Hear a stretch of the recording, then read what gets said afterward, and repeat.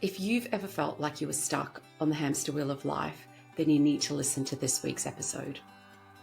While on holiday in Ireland, my guest Michal picked up a book that would ultimately change his life. We talk about creating better habits, goal setting, and navigating failure and success to create a life that you love and that you've chosen. I'm your host, Dashankar, and you're listening to That Was the Moment.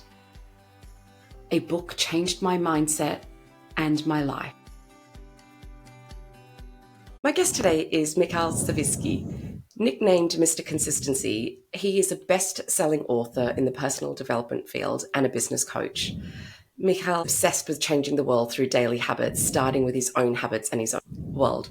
He preaches and practices consistent daily action. Thank you so much for being here. You're most welcome. I'm excited to be here and I'm honored. Thank you. Amazing. So let's start by talking about what life was like before your moment. I really didn't pick the moment because my philosophy is really moments can happen to you and you shouldn't wait for something to happen. You should make your own life. So they happen and that's great, but they shouldn't shape you more than you shape yourself. I can tell you how my life looked back before 2012, the 10th of August, when I started my transformation of my life. I was just a miserable cog in a corporate machine, IT guy, a database administrator, and everything was average health, average marriage. I had 3 kids, day job, almost 4-hour commute because they were fixing the railroad from my home to Warsaw to capital. And I was miserable, not just in my job, but in my life. Like I felt there is more to it, but I couldn't really pinpoint what I'm lacking and how should I proceed. So I was stuck in this cycle, in this life. Like, come on, like majority of the population of this planet. Yeah, we are spinning the wheel, the proverbial hamster wheel, and we don't really know what's the deeper sense in that. So that was me back in 2000. Wow. And I can relate to that. I've been there myself, and I feel like so many people have that. We just get on this autopilot and just go day after day after day after day after day. And also sometimes we can be so busy in our normal lives, we don't stop to go, hang on, is there more? Because you're like, oh, you can't think about that because you've got to go pick up the kids, or you've got to go to work, or you've got to, so you just keep, like, push that away. So August 2012, what happened to change all of this? Yeah, so my moment lasted well over a month. On the 10th of August, I read the book The Slight Edge by Jeff Olson. I was in vacation in Ireland, visiting my parents, and I was bored. It was 2-week vacations, and Ireland is not too famous for the weather. My sister had that book, so I borrowed it and read it on one day while on a trip to some castle. And the book drums the message of Jim Rohn. Success is a few simple disciplines repeated over time. And for me, it was a big discovery because I thought success is something grand. Winning a golden medal at Olympics or starting another Microsoft or Google. Oh, yeah, that's success. But few simple disciplines, like that was too easy, not possible. And prior to reading the book, because I thought success is so grand, I haven't even attempted to try. Because of course I was unable to start a new Microsoft or win a golden medal. Sorry. So it was a really nice excuse to not to do anything with my life. Yes, why try if you're not going to succeed? Yeah. So I grappled with that message for about a month, because when I was reading the book, there were instances of successes, and there is the other side of the coin, which is a failure is a few small error in judgments repeated over time. Like if you are addicted to junk food, it's a little habit. One hamburger will not kill you. One hamburger a day, that may kill you. So so I compared my life to this message, and sure enough, I found some small errors in judgment or simple disciplines which ended up in success or failure. So, like, I got on a gut level this message: success is not grand, and maybe that's just a few simple disciplines. So I grappled with that message for a month, and I would say maybe that was my moment when I sat down.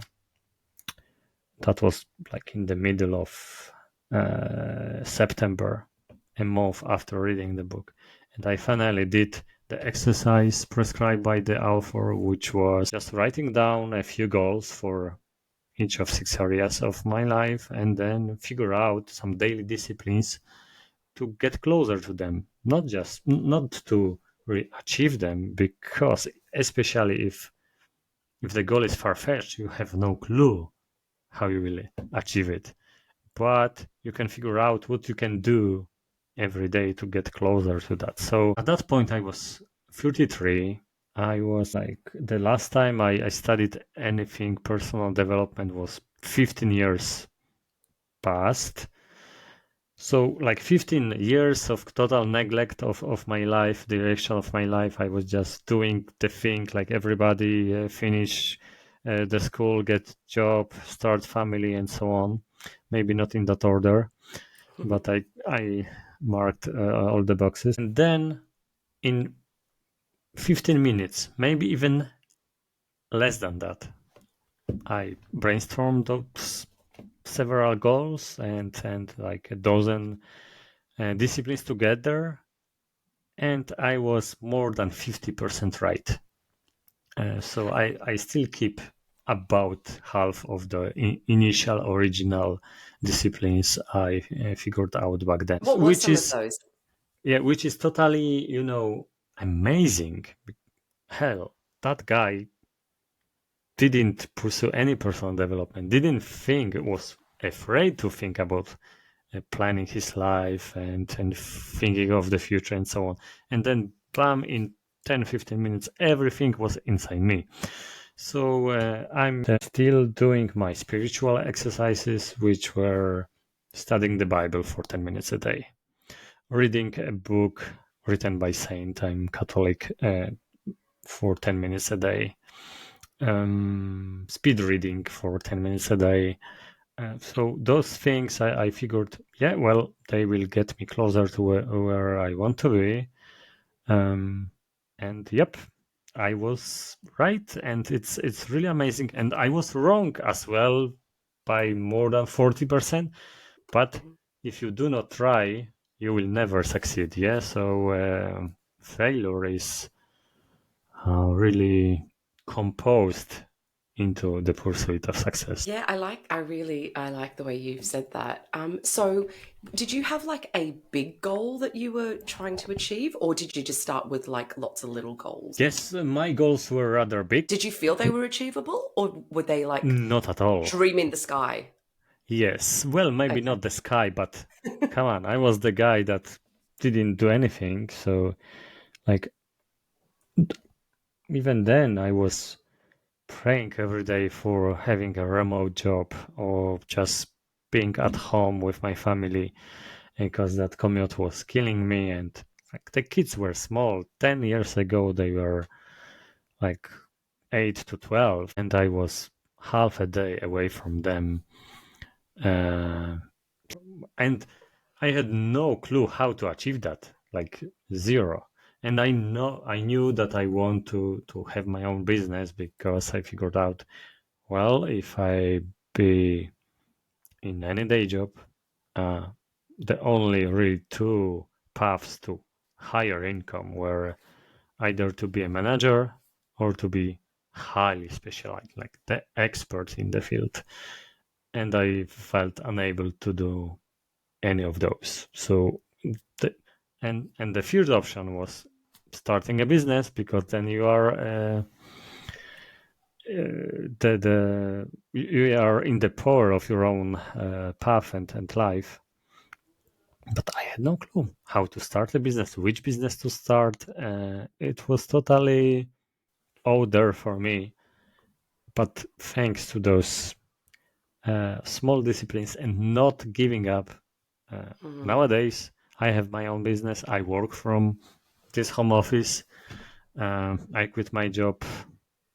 Come on, that's over a year ago, and that's not the only thing I achieved in the last 10 and something years. So I definitely attest that this path is doable. Small daily disciplines, and you can reach about anything. For sure, your big dreams. Yeah, that's so something that I struggle with is consistency. So I might set a goal, and I think I can tend to be a bit of an impatient person. So I want it now.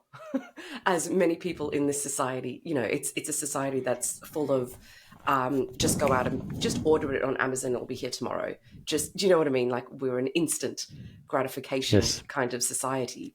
So with me, sometimes I can struggle with setting goals because I'm not seeing results quick enough, and then if I'm not seeing enough progress, I lose that consistency. For someone like me, and I'm sure I'm not the only person, for someone like me, what do you suggest? A few things. One I heard just recently, and it totally made sense for me, from my virtual mentor, Craig Ballantyne. He's a Canadian millionaire. And he said that when you are setting a goal, yeah, okay, it has to be measurable and so on. But one of the things you should do is figure out what you can do right now to get an inch closer. Whatever it is, like, I have no clue how to be entrepreneur, so maybe research what does it mean, or whatever. Like, what? Because whenever you set a goal, you are able to connect the dots, at least those closest ones. Okay, there are things you can do right now to start working on your goal. Then, at the same planning session, when you plan your goal, yeah, plan something for the next 3 days. So do something right now while planning, and plan something for the next 3 days. Something, low hanging fruit, something achievable, something you can do, and you are pretty sure you will do. You just need to crave out some minutes, and bam, it's done. And it really gives you the momentum. And we are emotional creatures. We love to think about ourselves as rational beings, but it's not true. And when you set a goal and do something to get it, like, you feel it's more achievable. So you are getting the momentum. Then you do something else in the next 3 days, and you feel like you are halfway there. And this is all we need. It's exactly what you said. Yeah, I don't feel like I'm achieving. Yeah, I feel it's so slow, and so on. So it's about feeling, and just planning this immediate thing, and this thing in the next 3 days gives you the momentum. The other thing is really, by the way, I also got it from Craig years ago. You never ever give up on something that is important for you. So, like, get the why you want this goal, why it's important for you. As I pointed out to my daily disciplines, some of them were total failures because some of my goals were really not my goals. An example, I have 5 sisters. They all of them speak at least 2 foreign languages. I speak only English and Polish only. And I felt like, well, I should learn some other language, but that wasn't really my thing. So I diligently studied for several months, and then I was one day like, I don't like doing it. It shouldn't. No, it's why I Yeah. even started. Yeah, so uh, of course there will be some misses, Yeah. but that wasn't really important for me to learn German. What was important for me to be independent, to be my own boss, and finally, through very bumpy road, I arrived there. But I never ever quit. Yeah, so that's how you win in the end. You cannot beat a person who never quits. That's really cool. And then, so when you're setting these goals and trying to take those steps, the other struggle that I come across is, I guess, the fear of failure. We've talked about this a little, like, if I don't start, I'll never fail. So So, true. but I'll also never succeed. So, how do you get past that fear of failure? Jim Rohn said that we change only because of two things. And how he articulated that he was the master of words. Yeah, it was either inspiration or desperation. And I would say desperation is so much easier to leverage because most of us know it. Like inspiration, I personally have hard time to get inspired to imagine myself in the future doing the things I'm not doing right now. I'm past oriented, so even being my own boss, having my own company, those things, well, are like, fairy tales. But the immediate pain of spending half a day outside of my home, yeah, I knew that. That was Mm, desperation that motivated me. So, and again, uh, it's emotional. Yeah, it's inspiration or desperation. It's emotional. But as I'm saying, desperation is more familiar to most of us. So yeah, use it. Uh, use it, and you will be consistent of, and really, then failure doesn't count that much because hey, you have nothing to lose anyway. I was already spending half a day outside of my home. What worse could happen? The slide edge helped me so much, and I encourage everybody to research. Just put the slide edge in the Google and then click on images because there is a great chart illustrating the message of the book, which show the upward curve and the downward curve. It's either you are committing those small errors or doing your daily disciplines, and it just works, like it compounds. It's unavoidable. If you keep going, you cannot fail. It's like with a race. If you go into the right direction, eventually you will reach the finish line. mm. Maybe you will not be the first, but you will finish the race.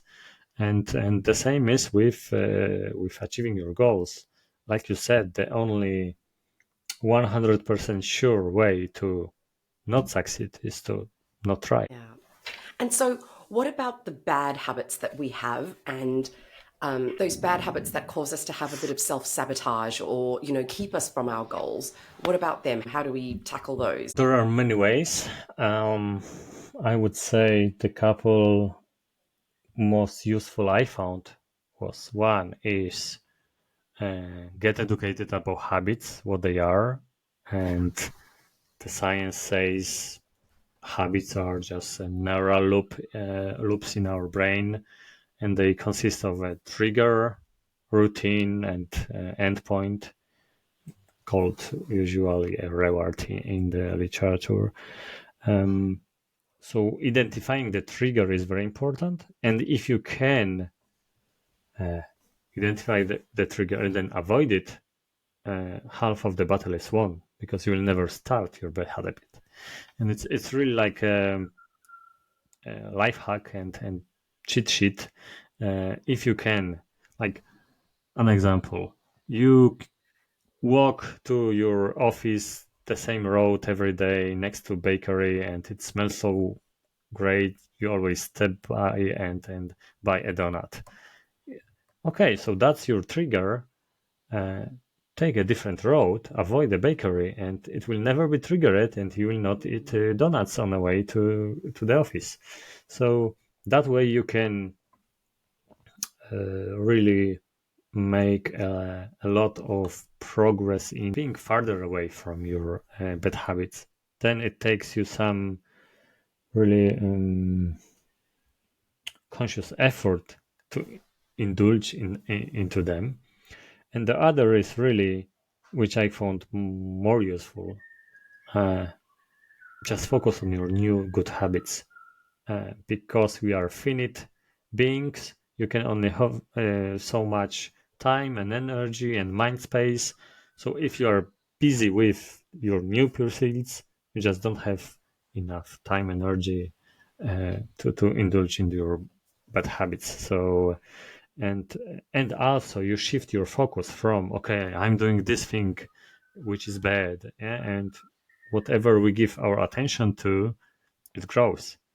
But if you focus on the new habit, your old bad habit is not only starved because you are not continuing it, you also do not give it so much attention as before.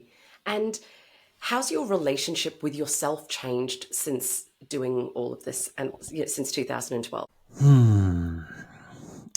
It changed a lot. I'm really fascinated by the issue of life transformation. Yeah, there are people like me who could change their life, and there are people who are stuck in their ways for decades. And yes, it's we often that self-sabotage, and we are the fault, and we are to blame for not changing. So I came up with this cycle that it starts from your beliefs, which turn into thoughts, which turn into actions, and from actions you get results, and then your results just confirm your beliefs.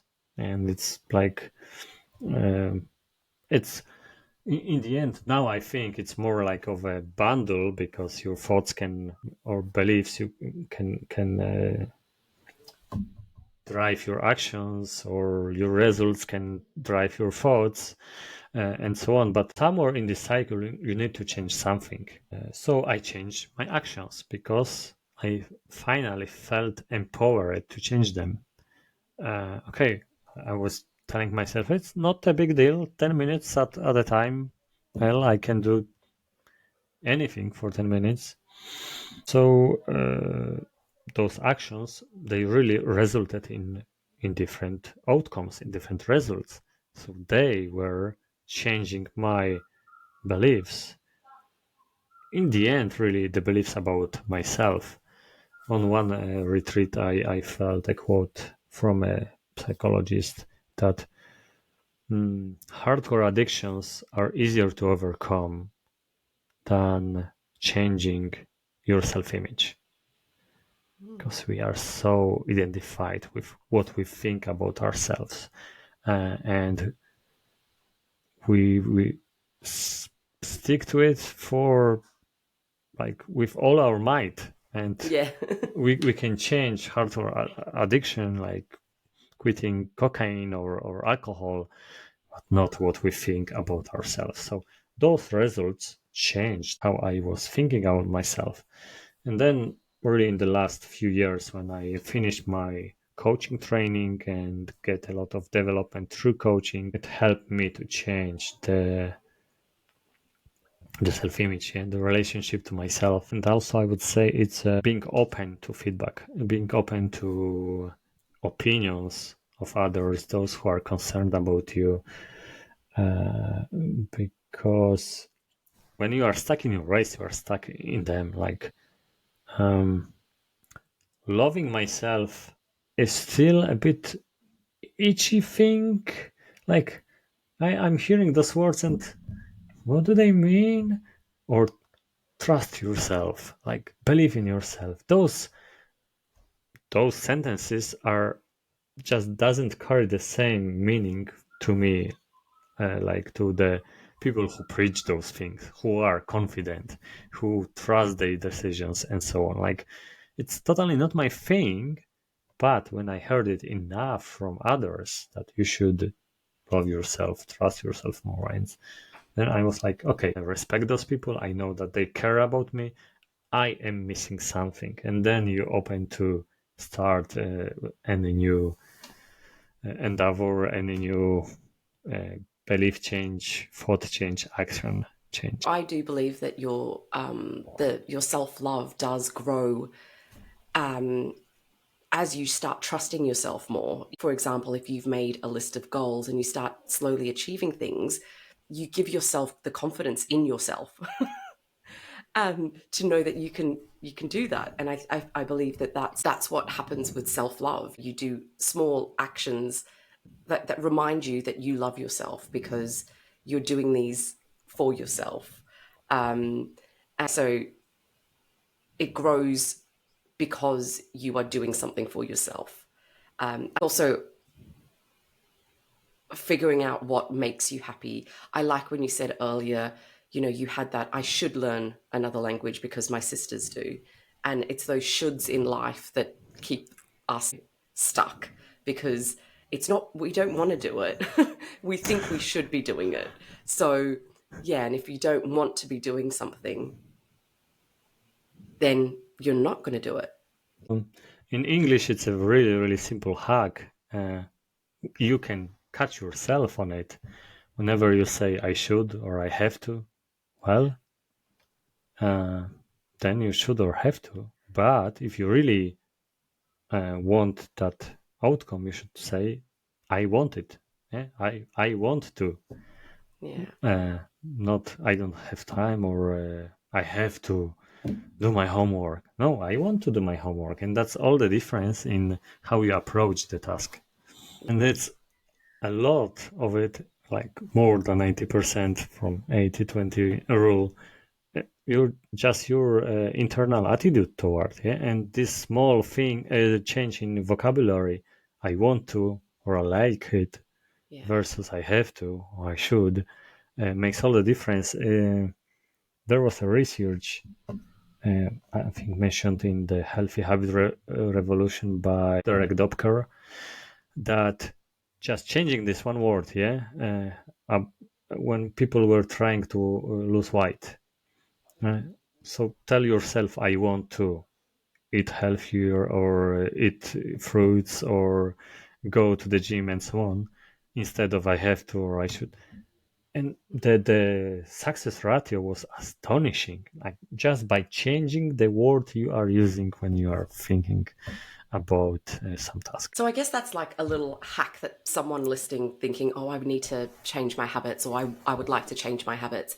So perhaps like looking at all the things that you do and seeing, are they shoulds? Are they need to? Are they wants? Or are they have tos? Even if they are like have tos or shoulds, reframe them. That's like my big discovery from the book Big Potential. We are not stressed about things that are not important. If you have 1,000 spam messages in your inbox, you are not stressed about it. But if you have a dozen messages from your clients, yeah, you are stressing. Why? Because it's important to you. So the same way with changing this vocabulary, those words you are using in your self-talk, make them matter to you. Yeah, think why they are important to you. Okay, I want to lose weight. Why? Well, I want to be around here when my grandkids are growing up, or whatever is motivating for you. But dig into this motivation, so it won't be just I have to. See, there's totally different energy when you say it that way or the other way. So tell us like more about what your life is like now after you've had that moment. Nowadays, I have my own business, Resurrecting Books. We advertise books on Amazon for other authors. I am a published author. I have self-published author. Well, I have some translation which I traditionally published. So I published 19 books, sold over 85,000 copies of them. I'm a business coach. I work from my home office. Yeah, I have a home which I haven't had 10, 11 years ago. And actually, we were able to buy this home because I had enough from my book royalties to contribute to my mortgage. Amazing. So, yep. And really, what you said about the relationship to myself, it changed a lot. It's a totally different world for me. And now I'm also thought leader. Yeah, people are taking me on podcasts, and I have this kind of interviews like a few times a month. And I love doing this. Talking about myself, everybody loves that. Yeah, and my financial life is so much better. Not only like in more like twice more than I did in my day job, but I in control of the output. I was laid off of one of my day jobs. Yeah, the crisis of 2008, and there was no projects, and they fired me. It can happen anytime, and you are not over in control. Despite the fact that actually in that company we turn around a great project. So this is the reality of working for someone else. When you work for yourself and you are in charge of hiring, you are in charge of the team, that's totally different story. Yeah. And I think like something I always remind myself is that no one is going to care more about me than me.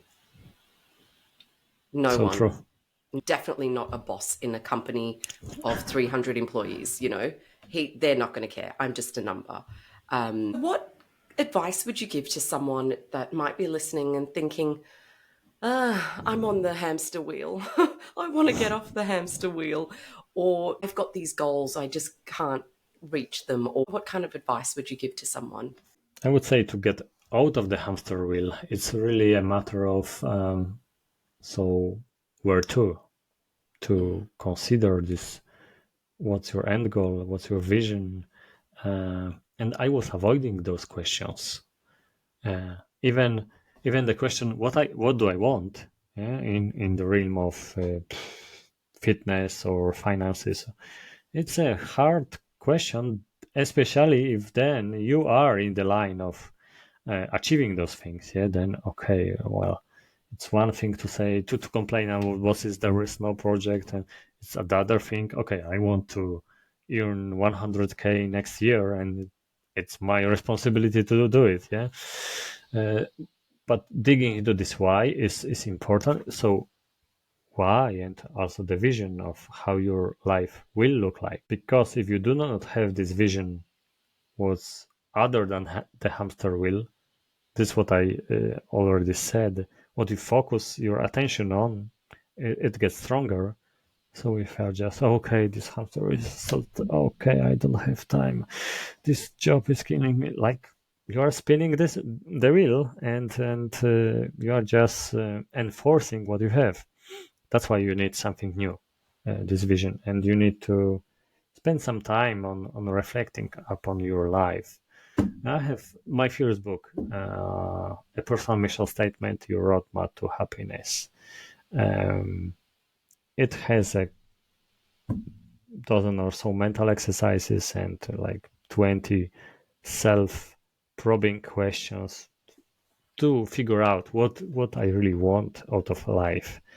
And you can find those kind of list of questions. Just put it into the Google search, and you will get quite a few of those. And then do this work. Answer those questions. Answer them in writing, because then you are translating your images and emotions into the language which is the tool of logic, like transform those ephemeral things like emotions into something concrete. So when it comes to achieving your goals, I would say daily effort is what matters. Even if it's minuscule, like my 10-minute disciplines, a 10-minute is not much, but if you keep adding it up, 10 minutes today and tomorrow and the next day and the next day and the next month, that's up, it compounds. Well, there is one condition. You do not counteract it with something totally opposite. But if you just do this small progress consistently, you will grow. You will achieve more. Maybe not as quickly as you wished for, but you will. It's what I said about the race. Just put one foot in front of the other, go in the right direction, and you have to finish the race. Like there is no other option. So if you keep that in mind, it like liberates you from this fear of failure, because success is unavoidable. You will reach, if you keep going, you will reach what you want. That's amazing.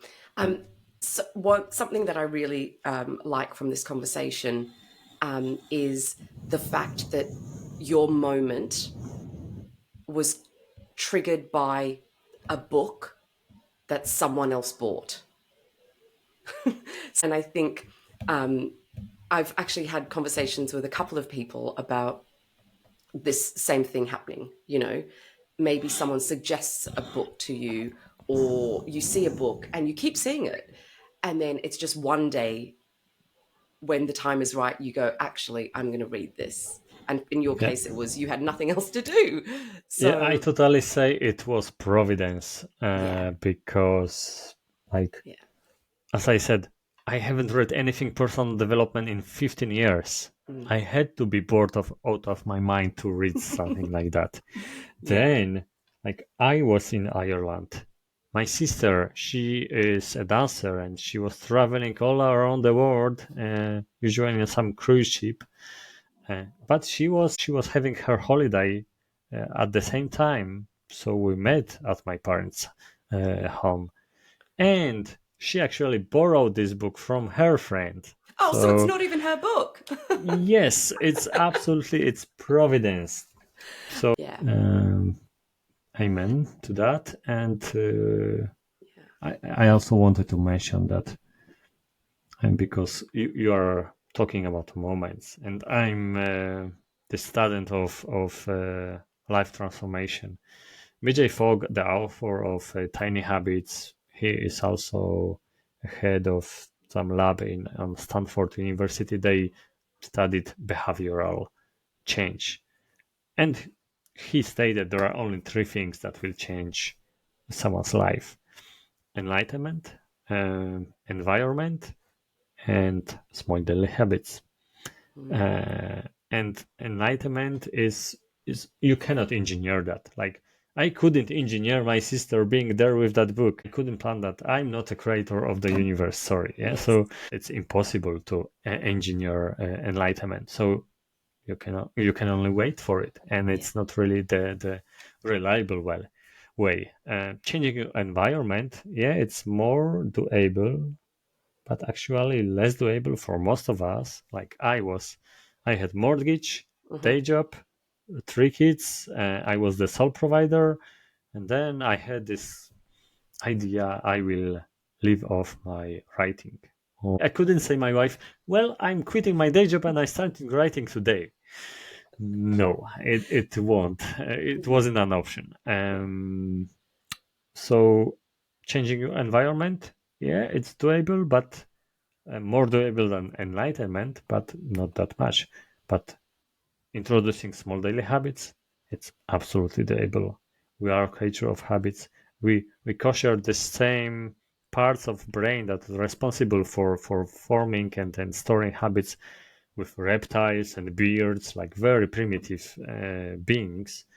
It's hardcore into our physique. So absolutely, it can be done. It's part of who we are. Yeah, amazing. Is there anything else that you wanted to share with us today? Never ever give up on what's important to you. Yeah. Yeah. And figuring out what's important to you is the first step. Amen. That can be hard. That can be hard. So I'm going to be putting your website and all your contact details in the show notes so people can keep in touch with you and get more of your amazing inspiration. But before we go, I've got one final question for you. If you could be remembered by one word, what would that word be? It's what I wish or what's actual. Yeah, either. I always say go with the first word that comes into your mind.